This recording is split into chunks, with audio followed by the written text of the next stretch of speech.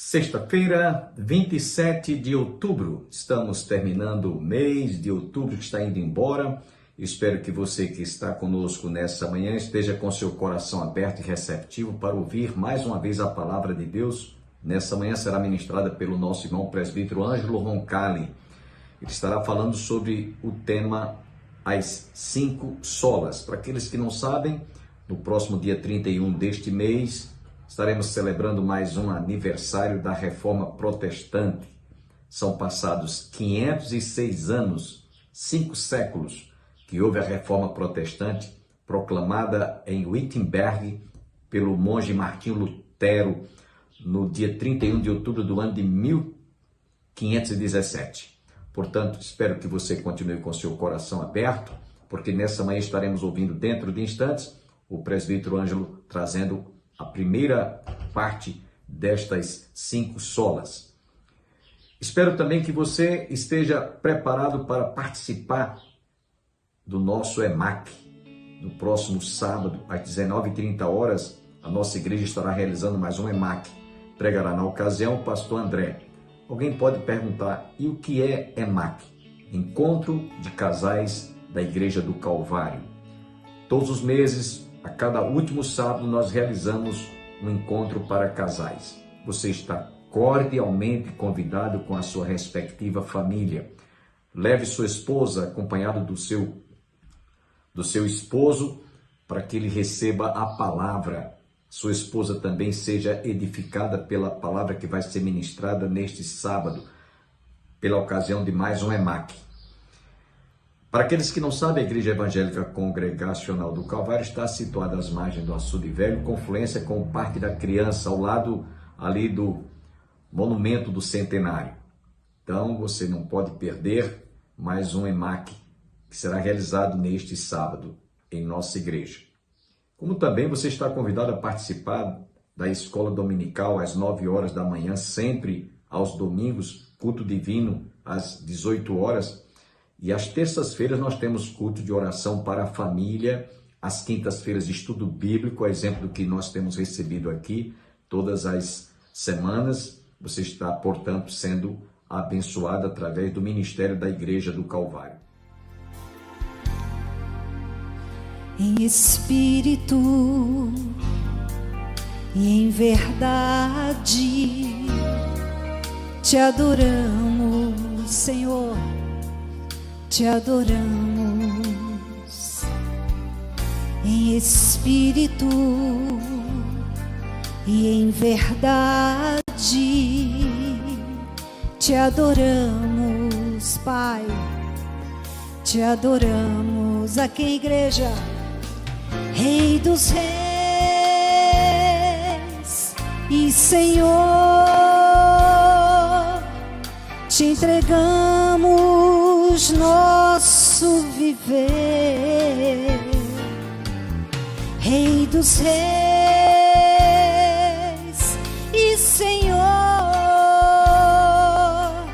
te entregamos nosso viver. Pra quê?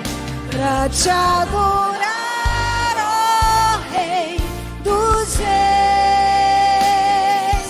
Foi que eu nasci, ó Rei Jesus. Meu prazer é te louvar, meu prazer é estar nos átrios do Senhor.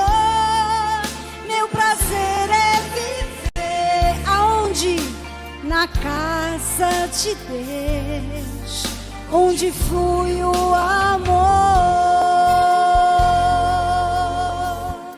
Sim, Pai. Em espírito e em verdade te adoramos, te adoramos. Em espírito e em verdade te adoramos, te adoramos ao Rei, Rei dos Reis e Senhor. te entregamos nosso viver, Rei dos reis e Senhor, te entregamos nosso viver pra te adorar, ó Rei dos reis. Foi que eu nasci, ó Rei Jesus. Meu prazer é te louvar, meu prazer é estar nos átrios do Senhor. Meu prazer é viver na casa de Deus. Somos nós, onde flui o amor,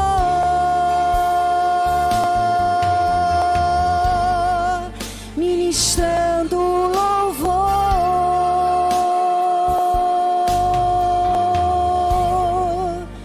onde flui o amor.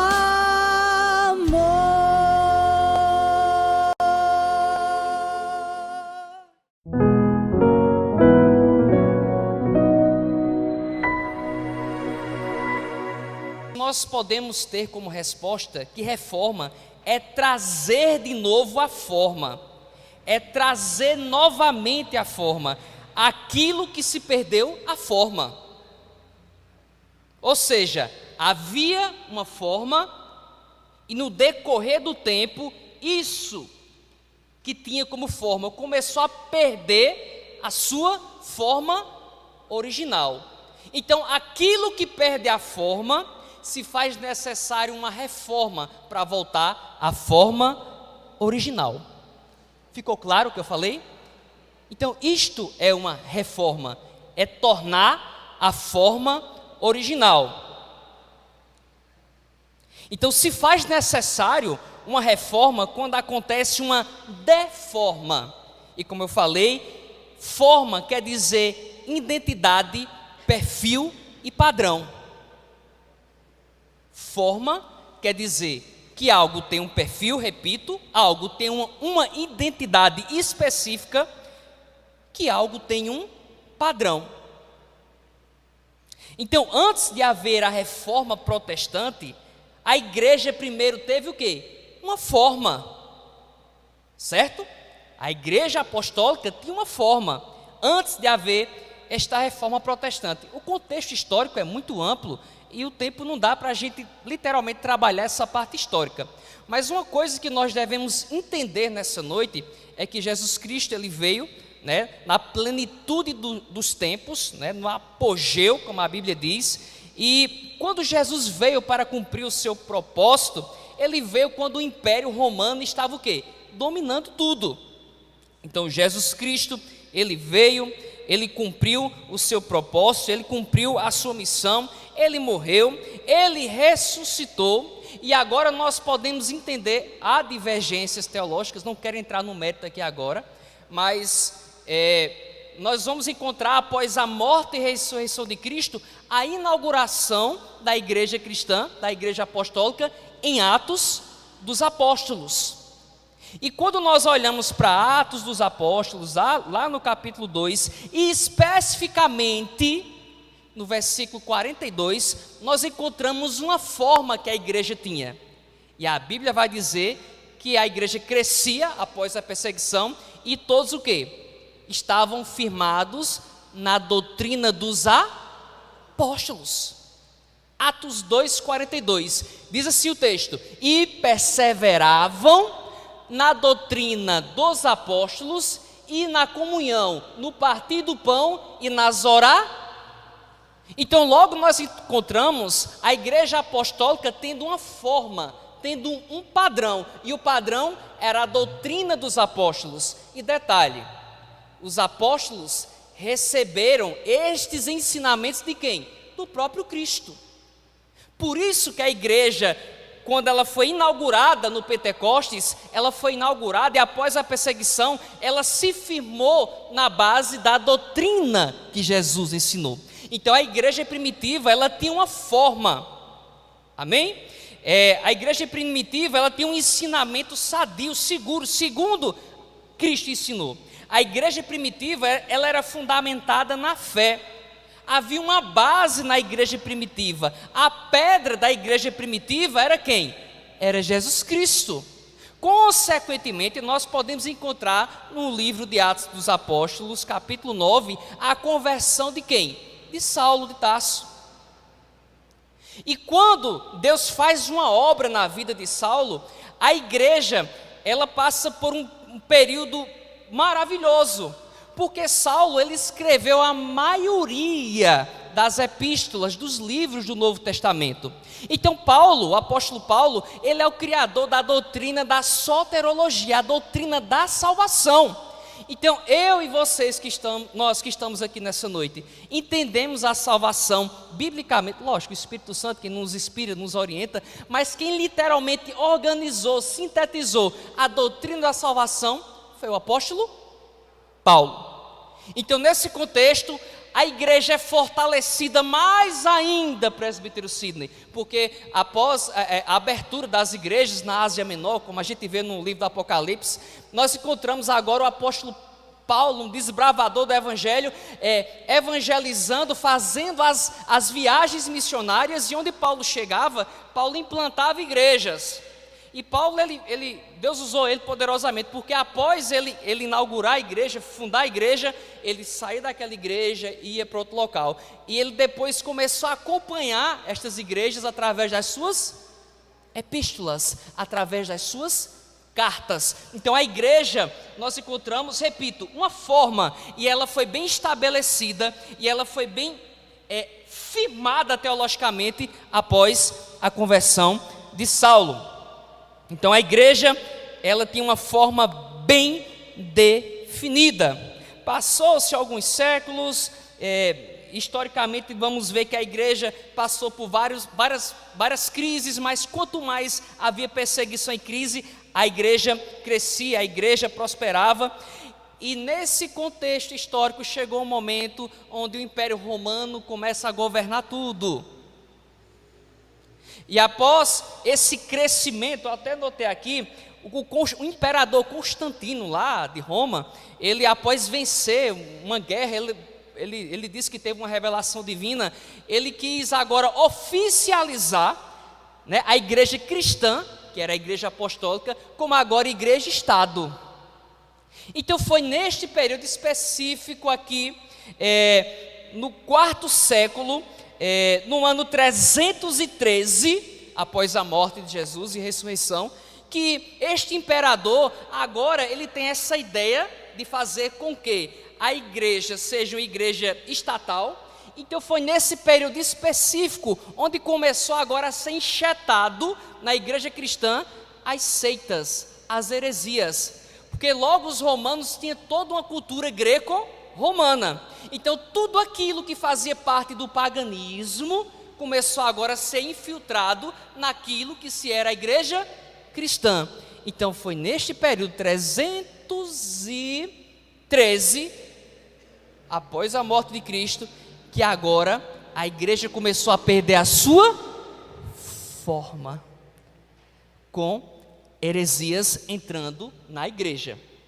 Então, após todo esse período aí, né, de problemas que a igreja começou a enfrentar, anos mais na frente, nasce o abençoado, né, o padre, o monge, o Lutero, lá na Alemanha, e ele é famoso porque ele escreveu as 95 teses contra a igreja católica, mas tem um livro que são 20 homens que incendiaram o mundo, que eu já li, aconselho você a ler.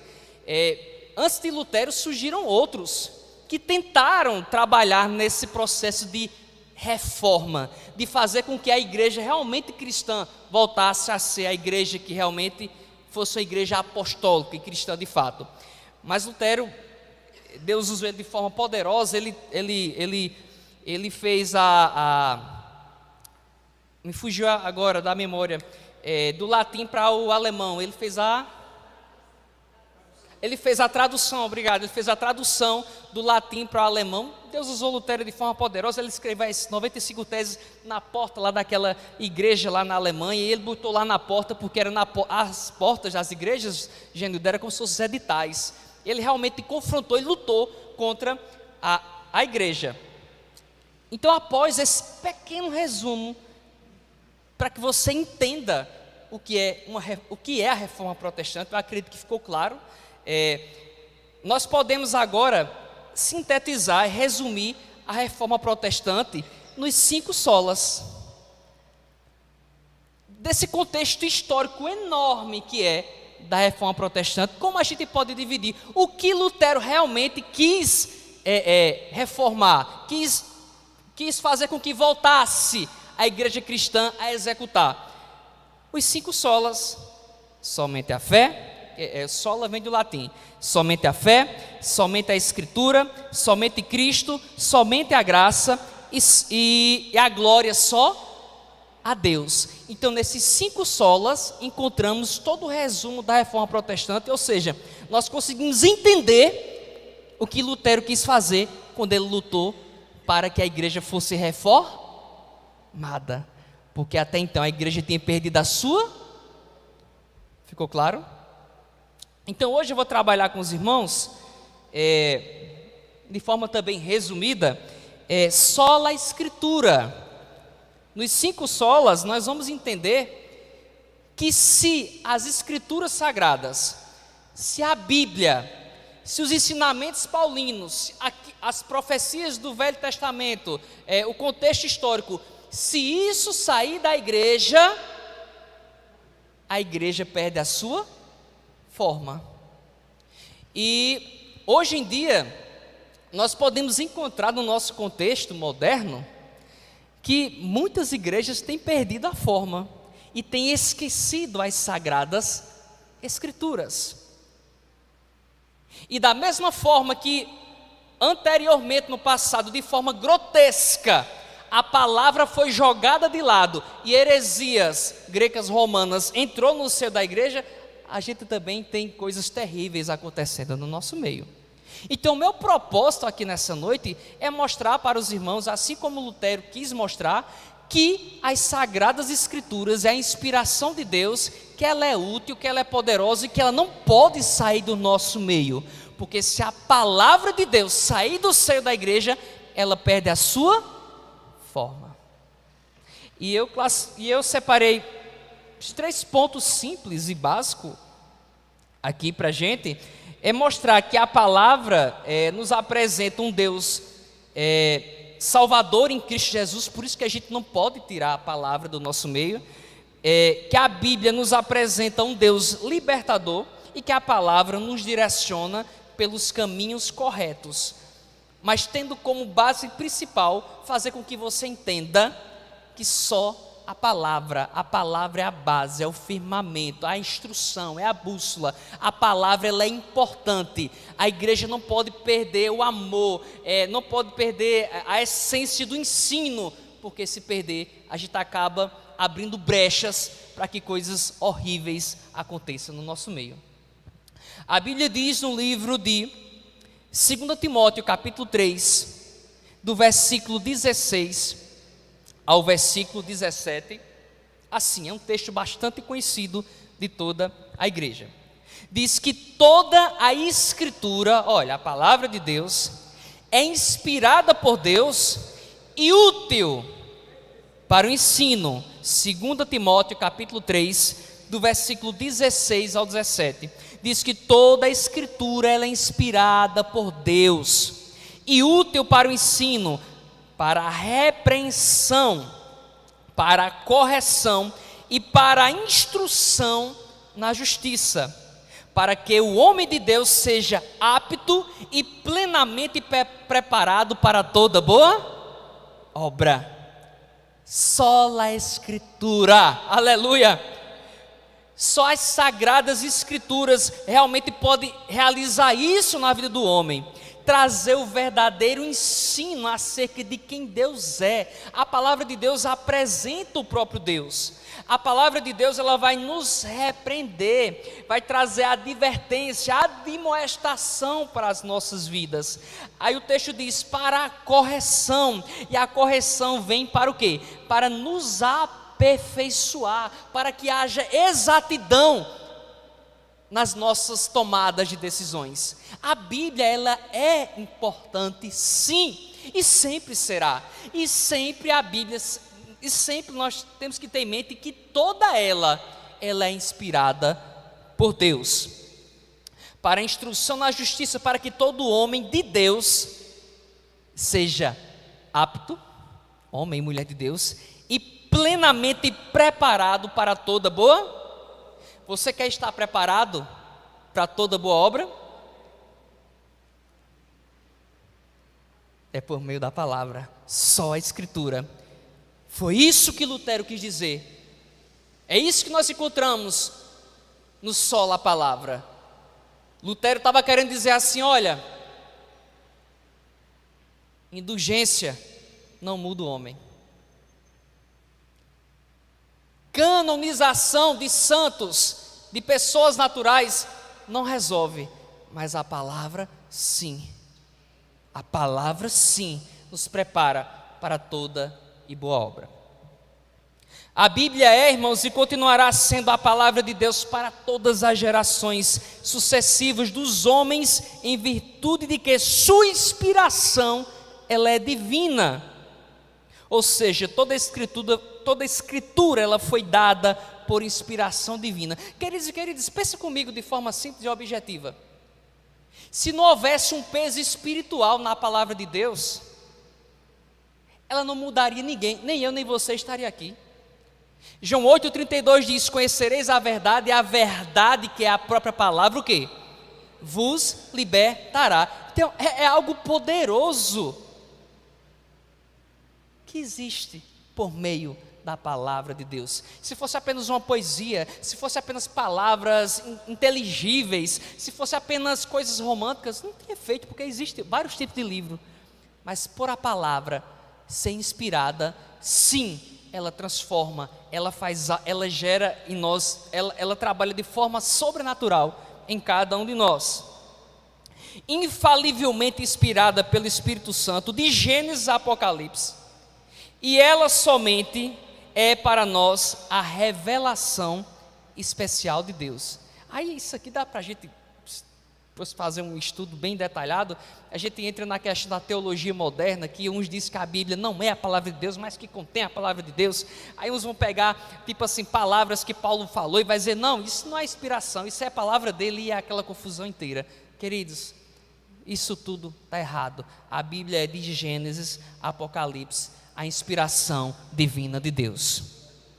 Louis Berkhoff, que eu gosto muito da sistemática dele, afirma que a Bíblia não é meramente uma narrativa do que aconteceu muitos anos atrás, mas a Bíblia é o falar perene de Deus ao homem. A Bíblia é a revelação viva, a Bíblia é a revelação que vive ainda hoje. E hoje, precisamente hoje, ela ainda nos traz luz, vida e nos conduz à santidade. Berkhoff vai falar isso. A inspirada palavra de Deus é a expressão da sabedoria e do caráter de Deus. Olha que frase linda. A inspirada palavra de Deus é a expressão da sabedoria e do caráter de Deus, e pode, portanto, transmitir sabedoria e vida espiritual através da fé em Cristo Jesus. Só a palavra pode realizar isso. Negar a expressão plenária das Sagradas Escrituras, que era o que a igreja estava fazendo, perdendo a forma, portanto, é desprezar o testemunho fundamental de Jesus Cristo. As Sagradas Escrituras são o testemunho infalível e verdadeiro de Deus, na sua atividade salvífica a favor da humanidade em Jesus Cristo. Por isso as Sagradas Escrituras são incomparáveis eternamente completa, e ela é fundamental no nosso meio. Tirou as escrituras sagradas do nosso seio, acabou a igreja, acabou tudo. Vamos ficar com fome, vamos ficar vazios. Nenhuma palavra de homens ou declarações de instituições religiosas igualam-se à autoridade delas. Sendo assim, as sagradas escrituras, só a escritura como palavra de Deus, deve ser, irmãos e irmãs, recebidas, cridas e obedecidas como autoridade suprema em todas as coisas pertencentes à vida da igreja. A igreja, ela é viva, ela tem vida quando ela é guiada e quando ela é pautada, quando ela é recebida, crida e obedecida segundo a palavra. Por isso que nosso regime congregacional, nós temos regimento interno, externo, estatuto, temos todo esse processo administrativo, e tudo isso é firmado nas escrituras sagradas, porque se fugir dela, estamos perdendo a forma apostólica. A Bíblia deve ser a autoridade final. A Bíblia deve ser a autoridade final em todas as questões de ensino, de repreensão, de correção, de doutrina e de instrução na justiça na casa de Deus. Ela é a base. Charles Spurgeon, algumas pessoas conhecem aqui, em o seu sermão Ame a Sua Bíblia, ele afirma, olha que coisa linda: nunca houve uma alma que, ao buscar sinceramente a Jesus na Bíblia, não chegasse à verdade preciosa de que Cristo estava bem perto e acessível. Aleluia! Cristo está bem perto e acessível. Se você busca a Deus com sinceridade por meio da palavra, Ele está bem perto e Ele é acessível. E Spurgeon dá 4 motivos para você amar a Bíblia: porque ela gera vida espiritual, ela é a estrada que nos leva até Jesus, ela é motivo de grande consolo e conforto, e ela nos dá força e orientação. E eu fico pensando, meu Deus, que loucura. A gente vê no século IV, no início ali do século IV, e isso durou aí cerca de 300 anos até Lutero chegar. Como é que estava a situação da igreja? Entre aspas. Sem a palavra ser a base, mas costumes, religiosidade, dogmas humanos, invenções humanas sendo a prioridade. A igreja totalmente deformada. Por isso que se faz necessário haver uma reforma constantemente no nosso meio, para que a gente não perca a nossa forma da doutrina dos apóstolos. O pastor Hernandes Dias Lopes, no sermão Por que Creio na Bíblia, é uma pergunta, introduz a mensagem exaltando a Bíblia, as Sagradas Escrituras. E ele vai dizer que a Bíblia é o livro dos livros, inspirado por Deus, escrito pelos homens, concebido no céu, nascido na terra, odiado pelo inferno, pregado pela igreja, perseguido pelo mundo e crido pelos fiéis.